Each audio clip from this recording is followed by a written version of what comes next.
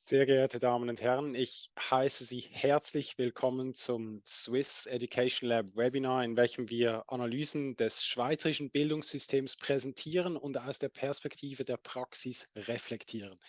Mein Name ist Thomas Boll, ich bin Director des Swiss Education Labs der Professur für Bildungssysteme und freue mich sehr, die heutige Diskussion zu moderieren. Heute beschäftigen wir uns mit der Generation Praktikum und wie der Arbeitsmarkteinstieg nach einem Hochschulabschluss gelingen kann. Dazu werden wir zwei Referate hören. Das erste wird von Dr. Maria Esther Oswald-Eck von der ETH Zürich gehalten werden. Sie wird eine empirische Analyse zum Arbeitsmarkteinstieg nach einem Hochschulabschluss präsentieren. Danach freue ich mich, Frau Dr. Barbara Cara von den strategischen Initiativen der ETH Zürich begrüßen zu dürfen. Sie wird uns das ETH Kompetenzraster vorstellen. Ihre Präsentation wird auf Englisch sein, aber Fragen können Sie gerne auf Deutsch stellen. Wir werden diese zwei Präsentationen haben von etwa 20 Minuten, gefolgt von einer Frage- und Diskussionsrunde. Zwischen den Präsentationsrunden können Sie Verständnisfragen, kurze Verständnisfragen stellen, aber die eigentliche Diskussion wollen wir dann am Ende gemeinsam führen. Und bevor wir jetzt in die Präsentation hineintauchen, möchte ich noch kurz den Puls bezüglich Ihrer Einstellung zum Arbeitsmarkteinstieg nach dem Hochschulabschluss fühlen. Und zwar würde mich interessieren, wie einfach ist der Arbeitsmarkteinstieg nach einem Hochschulabschluss gegenwärtig? Ist das sehr schwierig, schwierig, mittel, einfach oder sehr einfach? Ich bitte Sie nun, dort Ihre Einschätzungen abzugeben.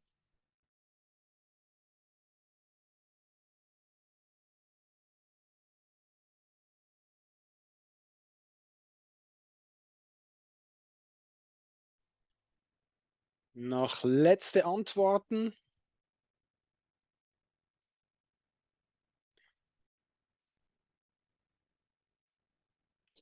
Wie Sie sehen, sieht es mittel aus. Wir sehen, 20% haben schwierig gesagt, gut die Hälfte hat gesagt, dass es mittelschwierig ist, einfach sind 24%. Also auch im heutigen Fachkräftemangel ist es nicht einfach nach einem Hochschulabschluss. Und ich bin nun sehr gespannt darauf, was unsere Referentinnen dazu zu sagen haben. Und damit möchte ich das Wort an Frau Maria Esther Oswald-Eck übergeben.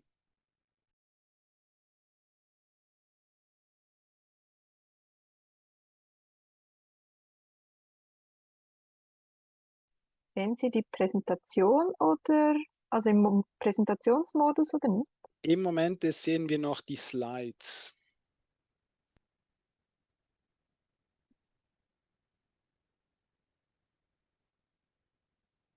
Gucken wir es nochmals. Und jetzt? Immer noch? Leider ja.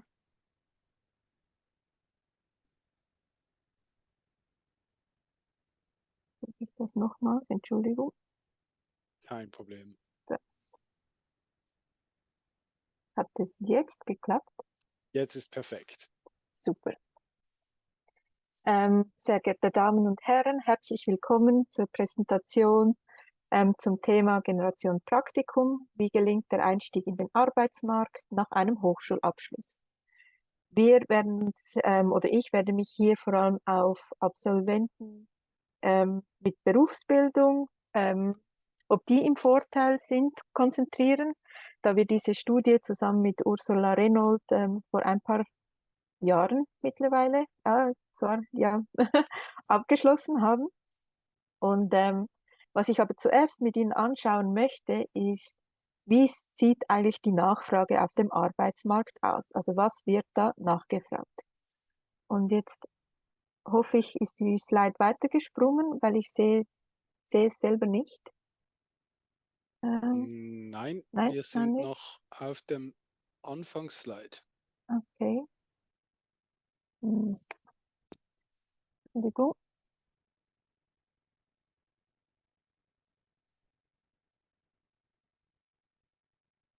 Tut mir leid, es sollte jetzt gleich besser werden.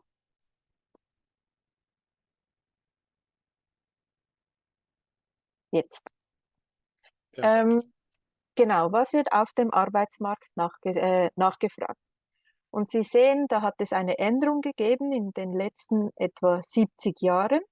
Die Universität Zürich hat untersucht, was in den Stelleninseraten für Fähigkeiten und Ausbildungen nachgefragt werden. Und wie Sie sehen können, mit der gelben Linie, dies zeigt die obligatorischen Schulabschlüsse und der hat ziemlich an Wert verloren. Also in 1950, wenn man dort eine Stelle gesucht hat, dann war das für 85% der Stellen war das genug, einen obligatorischen Schulabschluss zu haben. Heutzutage, die neuesten Zahlen sind aus dem 2010, sehen wir, dass dies nur noch bei etwa 12% der Stellen ausreichend ist. Was wir hingegen sehen, ist, dass die rote Linie, die Soft Skills, die haben an Bedeutung gewonnen und die Tendenz ist immer noch steigend. Auch die blaue Linie ist angestiegen. Das sind Abschlüsse mit einem auf Sekundarstufe 2. Jedoch stagnieren diese in letzter Zeit. Die Arbeitserfahrung, die hat sehr stark an Wert gewonnen. Also in den 1950 Jahren hatten etwa 10% der Stellen die Berufserfahrung verlangt haben von den neu Einzustellenden. Heutzutage ist dies eigentlich schon auf 70% angestiegen und hier ist die Tendenz auch steigend. Was wir auch sehen können, ist bei der Tertiärbildung, die war auch nicht so stark nachgefragt, so eigentlich sogar sehr gering. Und das hat sich auch stark geändert in den letzten 60 bis 70 Jahren, wo es schon fast 40% der Stellen einen Tertiärabschluss verlangen. Also was wir sehen können, dass eine hohe Nachfrage stattgefunden hat für die Soft Skills und die Arbeitserfahrung und auch für die Tertiärbildung, wobei die Arbeitserfahrung wirklich am stärksten gestiegen ist von allen.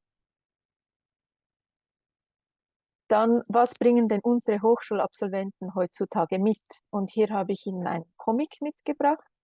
Und zwar fragt die Personalerin den Studenten: Ich sehe, Sie haben das sehr gut in der Schule abgeschlossen. Und jetzt möchte ich gerne von Ihnen wissen, was für praktische Alltagsfähigkeiten bringen Sie denn mit?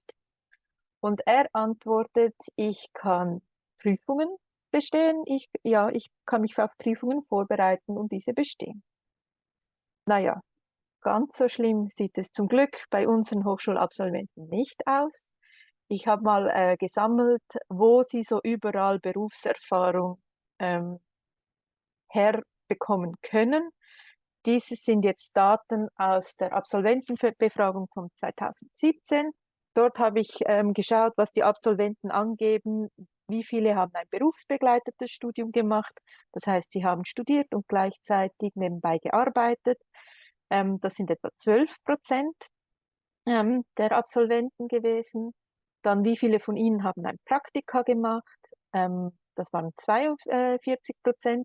Und hier sind aber alle Praktika eingeschlossen, also die freiwilligen, aber auch die obligatorischen, die zum Studium gehören, die nur einen Monat dauern und die ein Jahr dauern. Also das ist kreuz und quer durcheinander und man kann nicht genau abschätzen, wie viel Berufserfahrung sie da tatsächlich gewonnen haben. Dann habe ich auch geschaut, wie viele haben neben dem Studium gearbeitet. Da haben 85% der Absolventen angegeben, dass sie während ihrer Studienzeit irgendwann einmal gearbeitet haben. Hier ist auch nicht klar, wie viel. Also es kann von einem 10% Nebenjob bis zu einem 80% Nebenjob alles dabei sein. Auch ob der Nebenjob mit dem Studium in Bezug steht oder nicht. Da ist alles gemischt drin. Weiter können Hochschulabsolventen bei freiwilligen Arbeiten, Arbeitserfahrung oder Berufserfahrung gewonnen haben. Hier habe ich jedoch keine Angaben in den Daten gefunden. Dann können die Absolventen nicht nur während dem Studium Berufserfahrung gewonnen haben, sondern auch vor dem Studium. Und dort geben 82% der Absolventen an, dass sie entweder erwerbstätig waren oder ein Praktikum absolviert haben vor dem Studium. Und 24% geben an, dass sie eine Berufslehre gemacht haben, bevor sie mit dem Studium begonnen haben. Nun, wir haben uns in unserer Studie auf die Berufserfahrung der Berufslehre konzentriert und dies hatte folgenden Grund. Bei der Berufslehre ist der Arbeitgeber, hat er eigentlich eine Referenz, wie stark diese Berufsbildung, die Berufserfahrung, die sie haben, in etwa ist, weil alle, die mit einer Berufslehre haben, ein eidgenössisches Fähigkeitszeugnis, wo einen gewissen Standard festlegt. Bei all den anderen Arten, Berufserfahrung zu sammeln, ist eben die Stärke der Berufserfahrung oder wie viel das sie mitbringen, nicht ganz eindeutig. Deshalb haben wir uns dann, um wirklich Berufserfahrung zu messen, haben wir uns auf die Berufslehre konzentriert. Genau. Und die Frage hier war, ist es ein Vorteil, wenn man eine Berufslehre absolviert hat, bevor man ein Hochschulstudium abschließt, oder ist der gymnasiale Weg der bessere, um anschließend in den Arbeitsmarkt einzutreten? Genau, für die Daten haben wir, um das zu analysieren, haben wir die Daten der Hochschulabsolventenbefragung genutzt. Und zwar werden die Hochschulabsolventen ein Jahr nach Abschluss, werden sie befragt. Alle 2 Jahre findet diese Befragung statt. Das heißt, wir konnten die Daten von 2011, 2013, 2015 und 2017 nehmen. Ebenfalls werden die Hochschulabsolventen 5 Jahre nach Abschluss nochmals zu ihrer Situation befragt. Und hier konnten wir die Daten von den Absolventen von 2011 und 2013, die damals schon befragt wurden, auch 5 Jahre später, im 2015 und 2017, nochmals befragen. Also diese Daten haben wir. Wir haben die Befragung nicht selber durchgeführt. Um sicherzustellen, dass wir in den Daten, die wir herausbekommen, auch wirklich von Berufserfahrung ausgehen können, haben wir Einschränkungen vorgenommen. Und zwar sollten die Absolventen jünger als 30 Jahre alt sein. Diese Bedingung war deshalb, weil wir wirklich wollen, dass die Studierenden eigentlich einen durchgehenden Pfad gewählt haben und nicht irgendwo noch 10 Jahre schon in einem Beruf gearbeitet haben, bevor sie mit dem Studium begonnen haben oder das Studium unterbrochen haben, um Berufserfahrung zu sammeln über längere Zeit.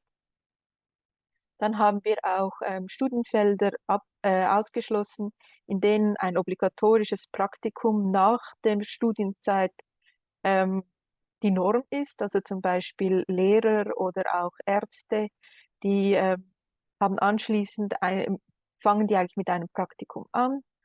Und wir haben uns auch auf die Absolventen fokussiert, die in den Arbeitsmarkt eintreten. Das heißt, unser Sample besteht vor allem aus Masterstudierenden, da viele Bachelorstudierende weiter studieren. Aber auch gewisse Bachelorstudierende, die direkt in den Arbeitsmarkt eingestiegen sind, sind ebenfalls drin. Und wenn wir diese Daten dann zusammenfügen und diese Ausschlusskriterien durchgeführt haben, bekommen wir etwa 14.000 Beobachtungen. Dann, an was sind wir eigentlich interessiert? Wir wollten eigentlich wissen, ob die Absolventen mit einer Berufslehre bezüglich Lohn einen Vorteil haben, wenn sie in den Arbeitsmarkt eintreten, verglichen mit Absolventen, die eine Matur abgeschlossen haben, eine gymnasiale Matur. Und genau, da wollten wir eigentlich den Lohn vergleichen, die Suchdauer bis zur ersten bezahlten Arbeitsstelle und auch die Wahrscheinlichkeit, eine Praktikumsstelle nach dem Studium absolvieren zu müssen, bevor sie einen Job finden. Ich zeige Ihnen hier die deskriptiven Resultate für die Befragung ein Jahr nach Abschluss. Und Sie sehen in den deskriptiven Resultaten, dass beim Lohn die Absolventen mit einer Lehre einen höheren Durchschnittslohn haben als die Absolventen mit einer gymnasialen Matur. Die Suchdauer ist ebenfalls länger für Absolventen mit einem gymnasialen Abschluss als für solche mit einer Lehre. Und es sieht auch so aus, als müssten die Absolventen mit einer gymnasialen Matur eher ein Praktikum machen nach dem Studium, als diejenigen, die eine Berufslehre absolviert haben.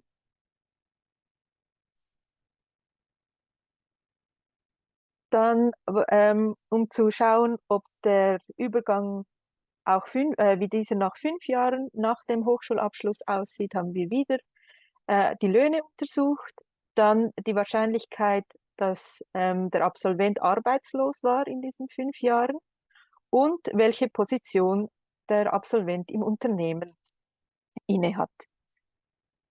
Wenn wir hier die deskriptiven Resultate anschauen, sehen wir, dass immer noch ein Lohnunterschied besteht und die Absolventen mit einer Berufslehre tendenziell einen höheren Durchschnittslohn bekommen, immer noch. Auch bei der Arbeitslosigkeit sieht es so aus, als hätten die Absolventen mit einem gymnasialen Abschluss eher einen Nachteil, dass sie eher arbeitslos waren. Und bei der Position im Betrieb ist auch eine leichte Tendenz da, dass Absolventen mit einer Lehre eher eine höhere Position belegen. Jetzt, diese Resultate, wie ich gesagt habe, sind deskriptiv. Warum betone ich das so? Es könnte sein, dass hier Selektion stattgefunden hat und dass die Leute, die ein Hochschulstudium abgeschlossen haben und davor eine Lehre absolviert haben, auch bessere Umstände auf dem Arbeitsmarkt antreffen würden, wenn sie eine gymnasiale Matur gemacht hätten, einfach weil sie irgendeine Fähigkeit haben, die auf dem Arbeitsmarkt geschätzt wird, aber eigentlich keinen Zusammenhang hat mit dem Ausbildungsweg, den sie gewählt haben. Um sicherzustellen, dass es wirklich wegen der Berufslehre ist, dass die Absolventen bessere Konditionen auf dem Arbeitsmarkt vorfinden, haben wir ein Instrument angewendet. Und das ist jetzt etwas komplizierter.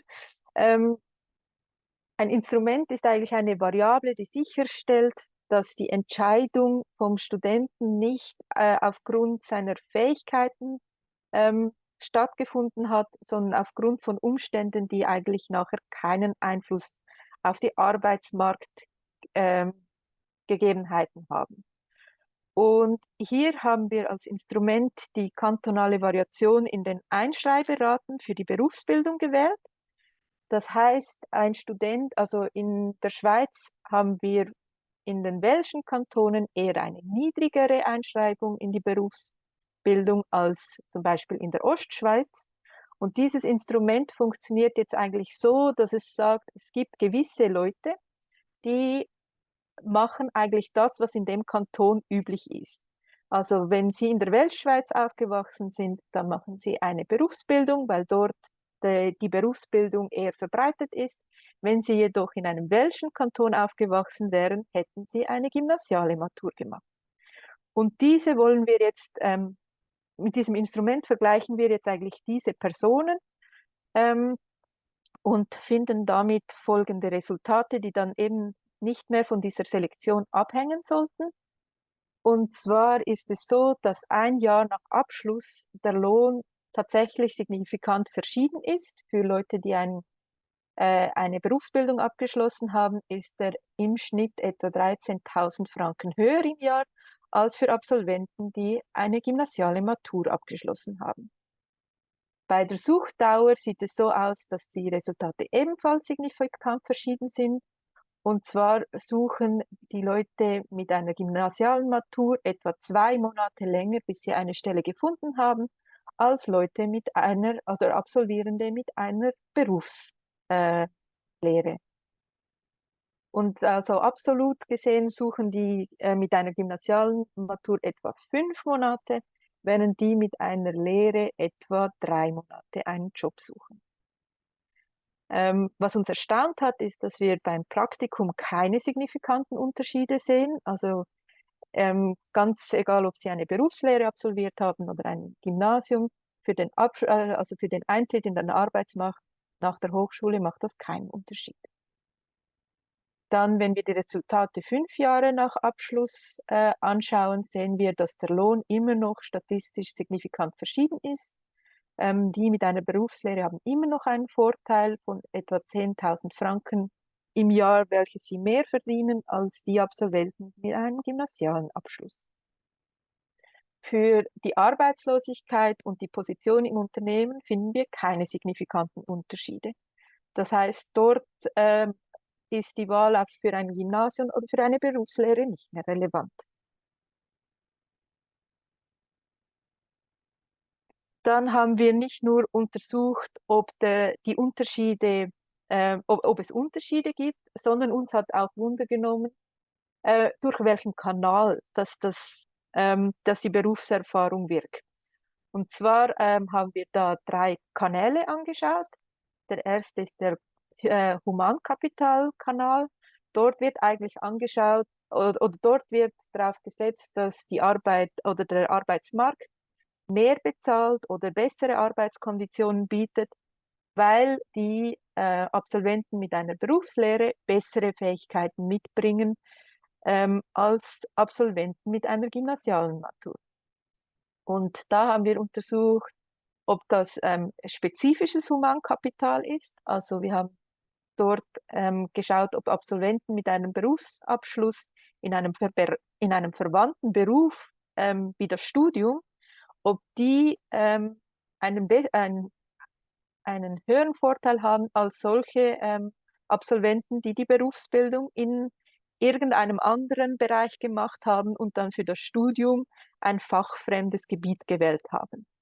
Und hier sehen wir eigentlich, dass tatsächlich die Absolventen, die spezifische Berufserfahrung eigentlich vorzeigen können, höhere Löhne und auch eine geringere Suchtdauer haben als die einfach eine Berufslehre in einem anderen Fach gemacht haben. Dann wollten wir aber nicht nur wissen, ob spezifisches Humankapital gewertschätzt wird, sondern vielleicht auch allgemeines. Und hierfür haben wir die Absolventen mit einer gymnasialen Matur mit den Absolventen von der Berufsbildung, aber mit einem also mit einem nicht verwandten Beruf verglichen und geschaut, ob da immer noch wertgeschätzt wird, dass die mit einer Berufsbildung besser entlöhnt werden. Und tatsächlich ist es so, dass auch diejenigen, die nicht in einem verwandten Beruf anschließend das Studium abgeschlossen haben, aber eine Berufsbildung abgeschlossen hatten, dass die eine höhere Löhne haben als Absolventen mit einer gymnasialen Matur. Also es ist sowohl der spezifische Humankapital wie auch der allgemeine Humankapitalkanal, der hier eine Rolle spielt. Dann wollten wir wissen, ob auch Signaling eine Rolle spielt. Signaling ist eigentlich, dass der Arbeitgeber durch das, dass man bei ihm gearbeitet hat, oder durch das, dass man eine Berufslehre gemacht hat, ein Signal eigentlich sendet, dass man also besser ist als andere. Und um das zu messen, haben wir verglichen, ob Absolventen von einer Fachhochschule unterschiedliche Arbeitsmarktbedingungen haben als Absolventen von Universitäten. Und hier finden wir keinen signifikanten Unterschied, was darauf spricht, dass es wirklich ein Signaling-Effekt ist, weil wenn es gibt keinen Grund, dass die Berufslehre ein anderes Signal sendet, je nachdem, also welches Studium, das man abgeschlossen hat, weil das Signal ist ja eigentlich für alle gleichwertig und da wir keinen Unterschied finden, können wir eigentlich davon ausgehen, dass auch der Signaling-Kanal aktiv ist. Dann als letztes haben wir noch geschaut, was die Rolle vom sozialen Netzwerk ist, dass vielleicht die Absolventen, die halt eine Berufslehre gemacht haben, schon ein soziales Netzwerk aufbauen konnten, auf welches sie dann zurückgreifen können und dass vielleicht das der Grund ist, warum sie besser auf dem Arbeitsmarkt abschließen. Hier haben wir aber gesehen, dass dies nicht der Fall ist, weil wir finden keine signifikanten Unterschiede zwischen den Absolventen, die ihr Netzwerk mit einbezogen haben und denjenigen, die das Netzwerk nicht mit einbezogen haben. Genau. Dann komme ich schon zum Fazit. Also wir haben gesehen, Berufserfahrung ist wichtig. Es wird auf dem Arbeitsmarkt sehr stark nachgefragt. Und Berufserfahrung, welche während der Berufsbildung gewonnen wurde, ist auch ein Vorteil für Hochschulabsolventen. Also nicht nur der direkte Einstieg, sondern auch der indirekte Einstieg in den Arbeitsmarkt über ein Studium generiert immer noch einen Vorteil, also im Sinne von höheren Löhnen, geringerer Suchdauer. Jedoch hat auf die Notwendigkeit, nach dem Hochschule ein Praktikum absolvieren zu müssen, hat die Berufserfahrung von der Berufsbildung keinen Einfluss. Das heißt, das Praktikum nach der Hochschule scheint nicht nur dafür gemacht zu sein, Berufserfahrung zu sammeln. Dann danke ich Ihnen herzlich für Ihre Aufmerksamkeit. Ich hoffe, Sie konnten etwas mitnehmen von diesem Vortrag und dann gebe ich gerne das Wort zurück an Thomas Bolli. Ja, vielen Dank für diese spannende Präsentation, für eine Auslegeordnung und dann eine empirische Analyse, wo du sehr ins Detail gegangen bist, wie die verschiedenen Kanäle auch aussehen können und wie das den Arbeitsmarkt beeinflusst. Das war sehr spannend. Vielen Dank. Gibt es dringende Verständnisfragen? Diese können Sie entweder im Chat stellen oder unter den Reaktionen oder Reactions gibt es eine Raise-Hand-Option. Falls das nicht der Fall ist, würde ich die Diskussion dann auf nach der zweiten Präsentation verlagern und freue mich nun, das Wort an Frau Barbara Cara von den strategischen Initiativen der ETH Zürich zu geben. Thank you, Thomas, and thank you, Ursula, for the invitation to this very inspiring work, and thank you, Maria, Esther, for explaining already the Absolventenbefragung, so I don't need to spend time on that. Now I'll try to play the trick and see whether my presentation works. I'm going. If the technology assists me today, I still would like to share with you the work on the ETH competence framework, particularly what is it, why we want, we define the competence framework for our students at ETH, and how is it implemented in teaching and support for the students. And thank you also for the presentation, Thomas. As Thomas said, I work in a strategic initiatives of the team of the rector, and the ETH competence framework is a product out of one strategic initiative called ETH Talent. So as Maria Esther already depicted, we can get feedback from our graduates at 1 year after graduation, as in 1 year already supposed to be in a workplace. And 5 years ago, when I started working in this initiative, we looked at the graduates' responses over time, and we looked particularly at the responses from master and doctoral graduates on a specific section on competencies. So what you see on the screen are answers on 2 specific questions where the graduates were asked to say to what extent they felt prepared at times of graduation on specific competencies. And the similar question was asked on the same competencies on how relevant, how important those competencies were in the jobs they were already in.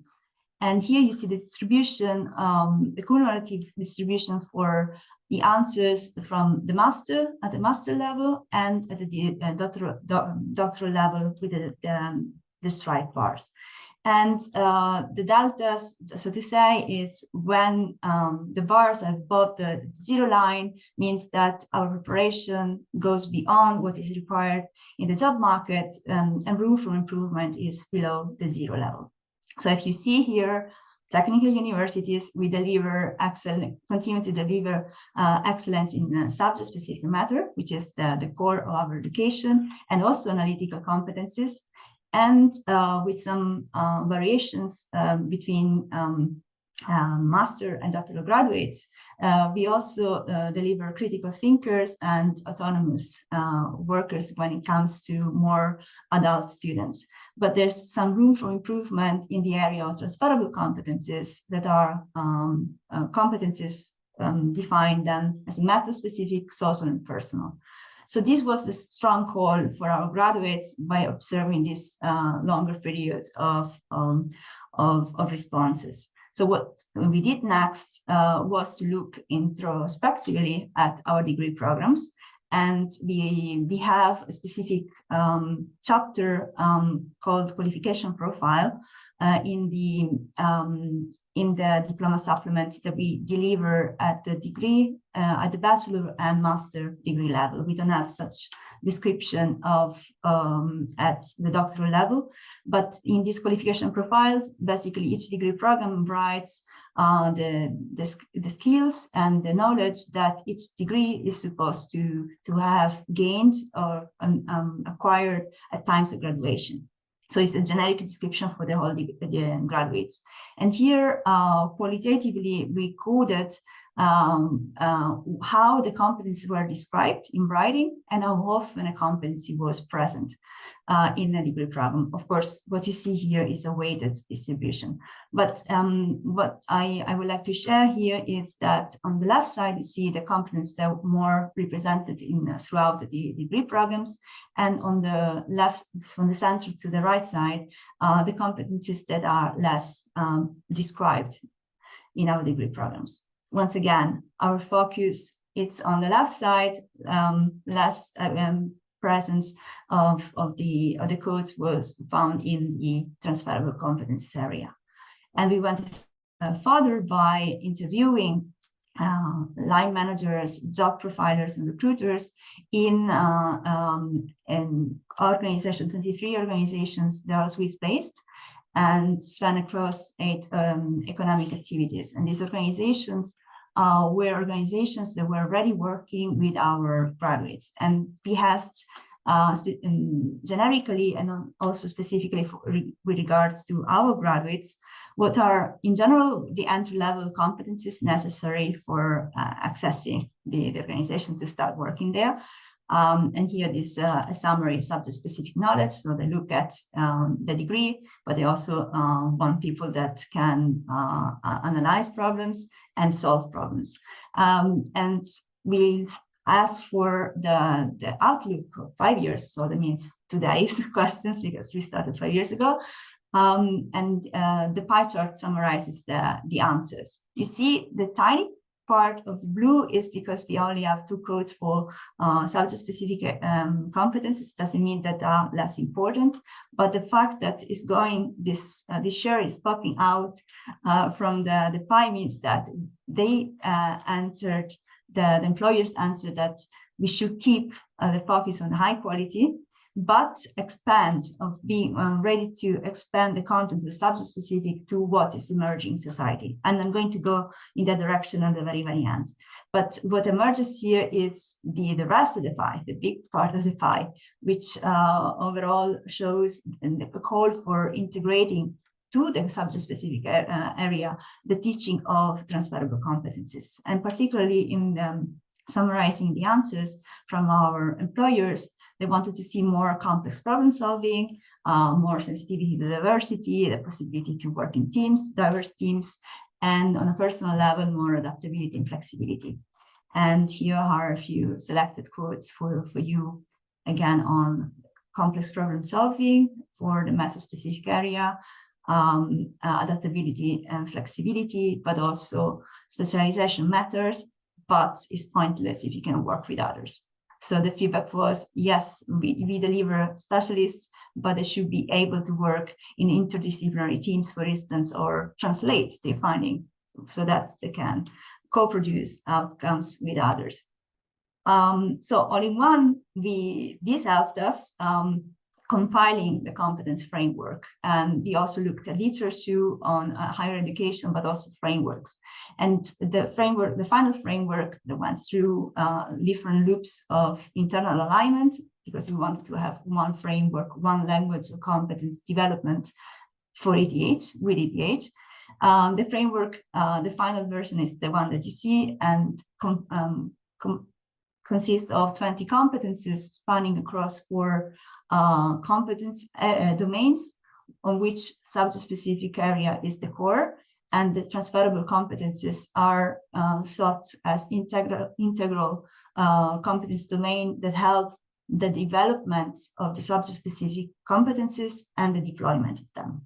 And we spent less effort in describing the blue part that you see on the top, because that is the peculiarity and the area of expertise of our 16 academic departments. We elaborated more on the transferable competencies for sharing this language. And we went a step further by adopting the language used in a job market, the KSI, so knowledge, skills, attitudes to describe the competence development levels for each of the competencies. Here is an example for the meta-specific competencies.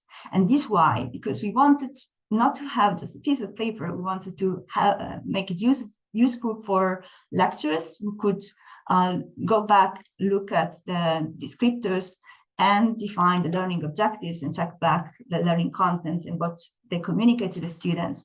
The students to look at this competency framework and become aware of what they can develop, they can learn in curricular activities, for instance, and later on prepare to face the job adverts that actually are phrased in the same language. So we wanted to streamline our language for ETH, but also to help all the 3 elements of the equations, so all the relevant stakeholders here, lecturers, students, and employers, to speak the same language. And it's open access, so feel free to have a look. Okay, but where are we? So I'm talking about 5 years ago, the competence framework was delivered in 2021. Now today is 2023, and we are aiming at the ambitious goal of 2030, and by then we expect that all the degree programs can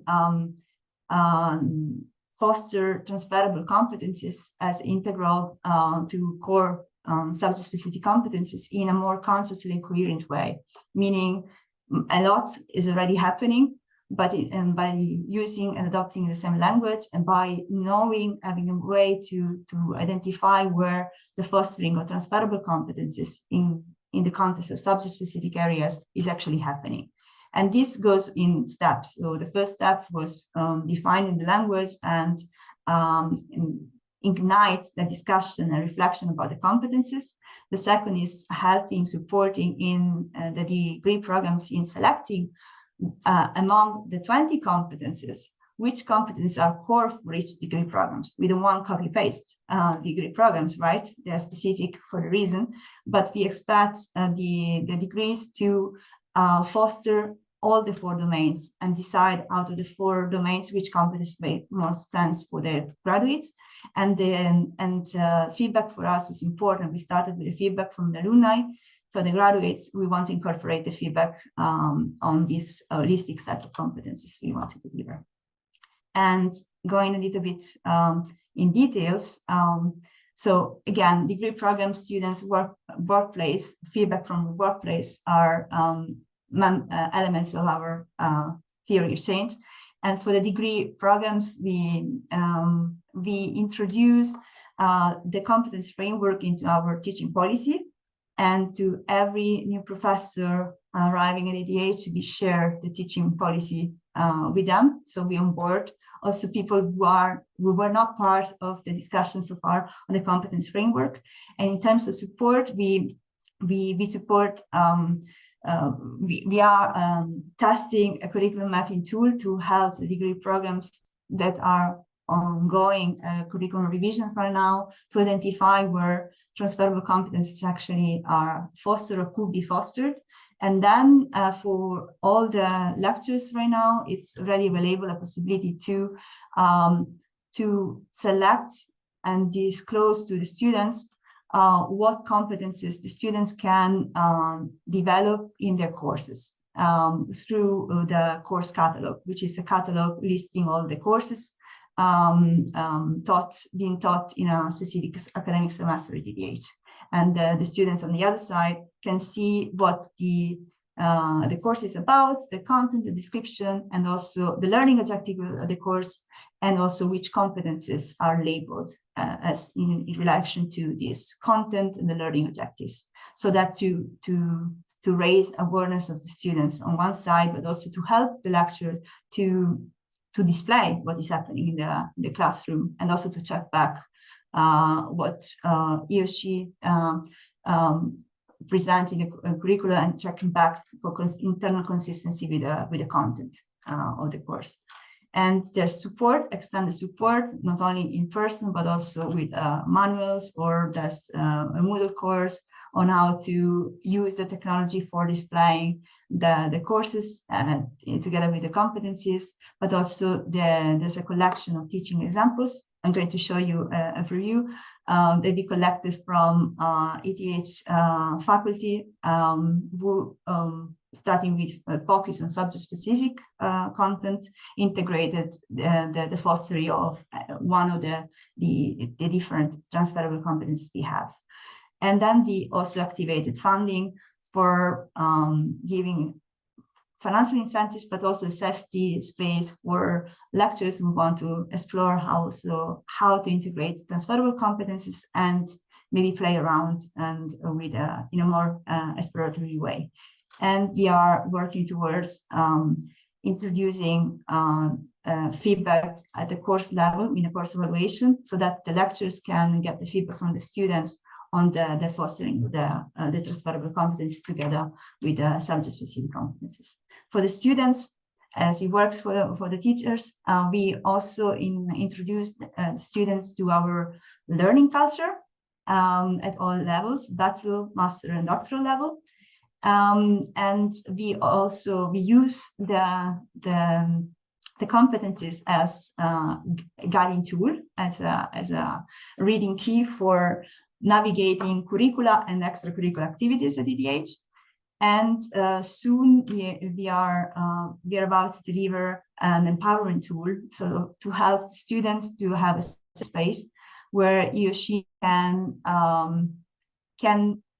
see, so explore what, based on their interest, what support they want or they need to search at ETH, find a suitable offer, curricula, extracurricula, or services, for instance, and then visualize how their effort translate into this development, and further document what they do to keep track, and then further reflect on their learning experience at ETH. And this would support their journey at ETH, but also help them getting ready for taking the next step. Might it be in academia, so next level, or in the job market. And finally, for the workplace, we extended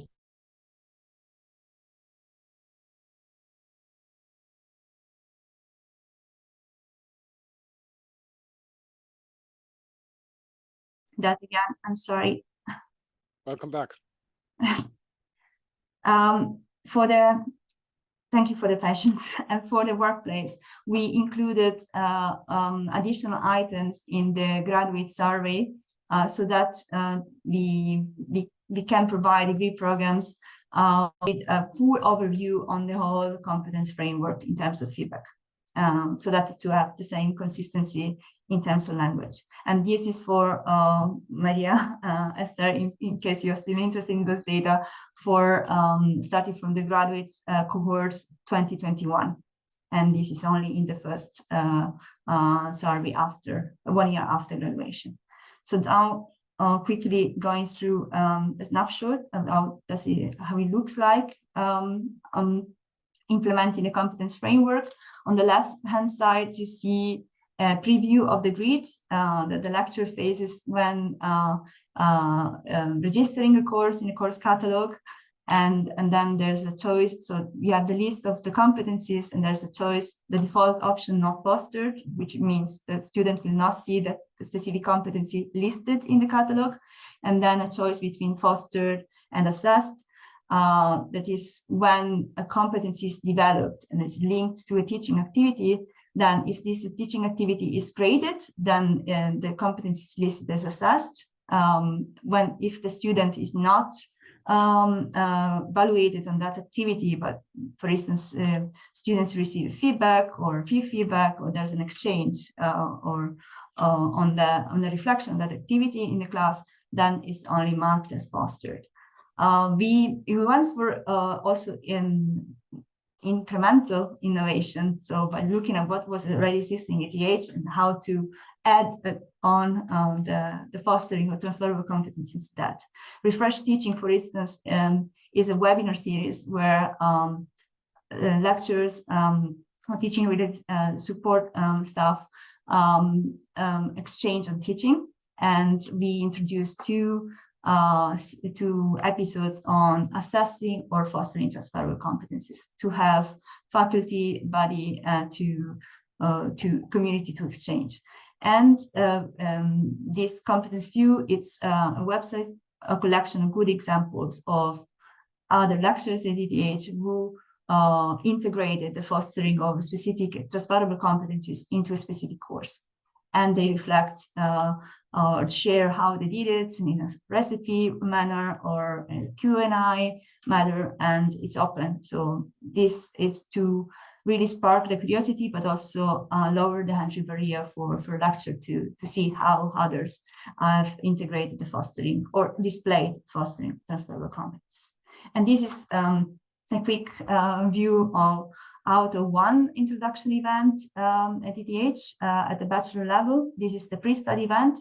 At the pre-study event, we have a presentation on the competence framework, but also the students have just arrived at ETH. They have not yet started studying in the degree. So what we want to say, it's lowering the entry barrier for them to get familiar with the framework, and we do that through a mini game, which recollects a few anecdotes in a life of the student so that they can relate easily to that and what competencies actually this means. And then we give some solutions to that. Are you still there? Yeah, my face froze. And here on the left side, you see an overview of MyPass, which is a new platform we developed to a catalog which collects good examples of extracurricular activities and service provided by ETH organizers. And through this, students can, for instance, select a competency. Here is in the example is negotiation, the level of education, and find a way to enroll or attend the specific activities based on the needs. It's not compulsory, but we wanted to make it easier, organizers and students to meet, so to students to find the support that they want. And on the right side, you see some features from the new career application guide from the Career Center, which also integrates the competence framework, if you see in the grids, as a grid for helping workers to be, so the students almost at graduation to reflect on themselves, but also open to feedback of a friend, family members, and compare the views and start the discussion when getting ready for the next career step. So this was a snapshot. I'm not going into the further details, but I would like to share with you what is coming next. Here again, on the right side, you see a few quotes from industry, from industry, hospitals and research institutes, which were interviewed in 5 years ago. And you see that back then already there was something that Esther already described, the strong wish also to see good candidates with some concrete work experience or concrete knowledge of how the work functions and what are the real problems. What we're moving with more strategic initiatives is not to reduce the focus on our educational focus on our fundamentals, which still remain based on research. We are a research institute after all, but together with society and industry, try to identify what are the relevant problems, real problems, enable our students to tackle the complexity of these problems, and ideally start thinking how solutions, if they found solutions, can be scaled or replicated in other contexts, and how the solution could work differently. So all in all, we are working in the direction of more systemic thinkers at ETH. This is for another presentation. I want just to thank you, and again, and also for the patience with all the technical problems, and open the floor for questions. But in general, I give the word to Thomas again. Vielen Dank für diese faszinierende Präsentation. Ich finde es insbesondere beeindruckend, wie Sie mit Daten anfangen und dann verschiedenste Tools bereitstellen, um das in die reale Welt zu bringen und dann mit Daten weitermachen und schauen, dass das dass die Informationen weitergehen. Damit kommen wir zum dritten Teil des Webinars, zu der Diskussion. Gibt es Fragen oder Bemerkungen bezüglich dieser beiden Präsentationen?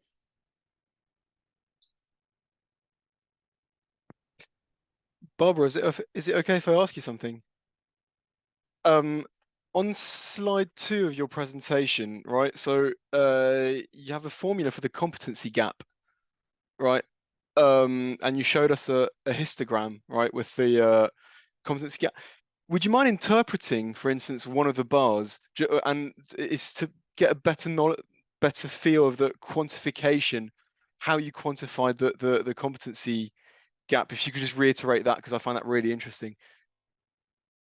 The question was how we quantify the gaps. Basically, we looked altogether students. So the graduates response from 2010 to 2016, and on that we looked at the I coded the questions, the items based on the ETH competence framework. So where there could be 2 items, for instance, for decision making, or there's 1 item for problem solving. Then when there were multiple items, we consider the average scores. So then the differences are calculated on average scores or absolute scores on the question answered on the question that says how well prepared you were at times graduations, minus the score or average score on the question, was this competence important in the current job? And I'm happy to share the coding scheme, because we also share it for surveys before the cohort of 2021, and for what was still in the generic section of the alumni survey for all the higher education institutes in Switzerland.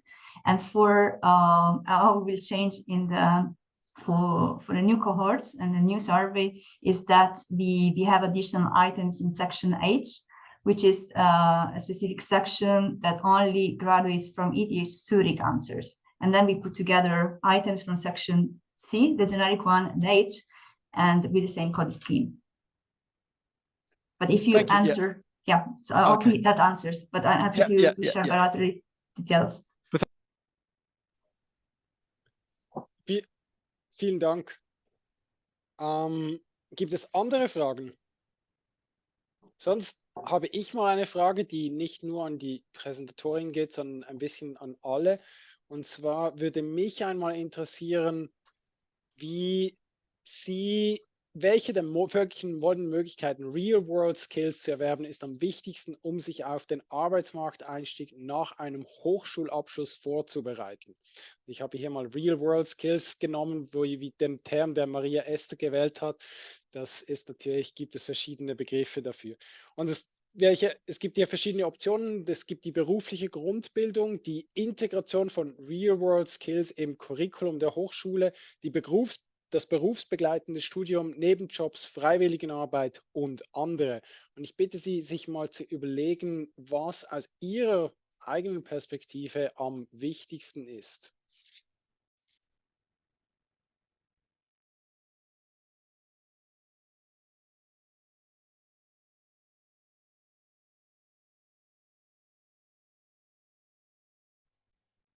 Sie haben noch eine letzte Chance, um Ihre Meinung abzugeben, sonst werde ich das schließen.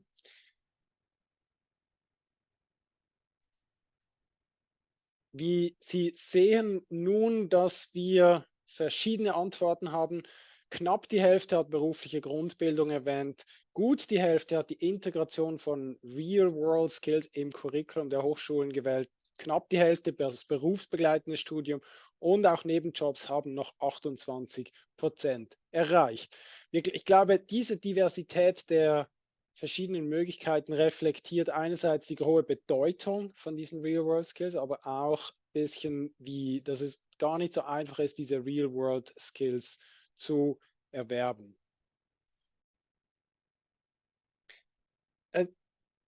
Zwei von Ihnen haben gesagt, dass es noch andere Möglichkeiten gibt, die hier nicht abgedeckt sind. Mich würde sehr interessieren, was für andere Möglichkeiten ebenfalls wichtig sind, um diese zu erwerben.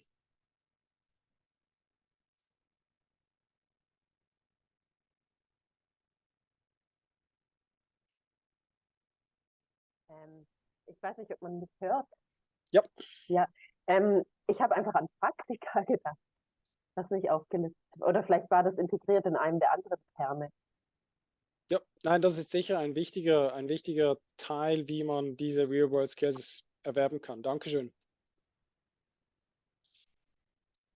Ursula.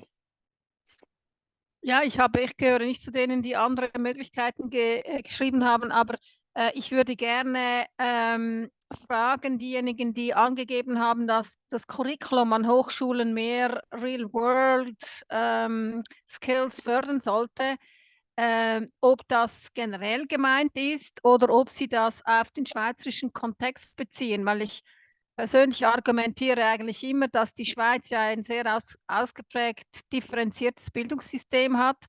Und das ist natürlich für Universitäten wie die ETH, universitäre Hochschulen wie die ETH, dann auch irgendwo ein Trade-off wird, dass sie mit zu viel von diesen Inhalten an Hochschulen dann eher ja, ein Spannungsfeld mit den Fachhochschulen aufgleisen. Also wo vielleicht die Diskussion, eine Frage auch an Barbara, how do you see that in the context of a university such as our ETH?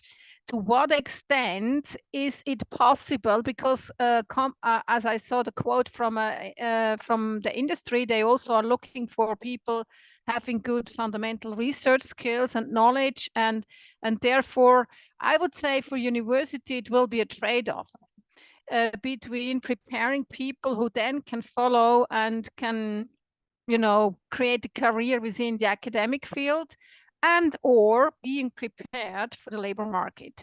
So what do you think? What is the internal discussion? Well, for what I can share, the direction is more bringing in the challenges from industry or society in general, with more room for project-based learning. So working on projects and really learning about that and how to solve it. And we are also looking at how a big initiative is Packet. It's really on how to rethink about the structure of the academic calendar to provide some students some room for their exploration. That means that we are not shrinking the focus on our education. We are just trying to find also ways for the students where they can explore what else to do. So that might open the floor for some maybe internship, or might open the floor for some small jobs or some experience that the student can do in their free time if they have a little bit more. So this is the discussion we're having. I don't have concrete solution yet, but we are moving into the development. Ja, vielen Dank für diese Einschätzung und diese Diskussion. Gibt es andere Fragen oder Bemerkungen?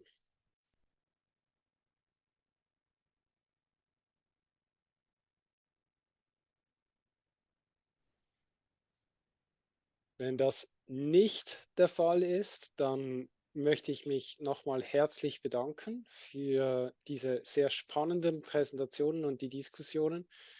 Wir werden das nächste SEL Webinar am 7. Dezember haben. Da wird es dann darum gehen, wie die Durchlässigkeit im Bildungssystem gefördert werden kann. Also wir werden ein bisschen etwas dazu hören, wie eventuell die Lösung über eine Berufslehre, wie das im Hochschulsystem gefördert werden kann.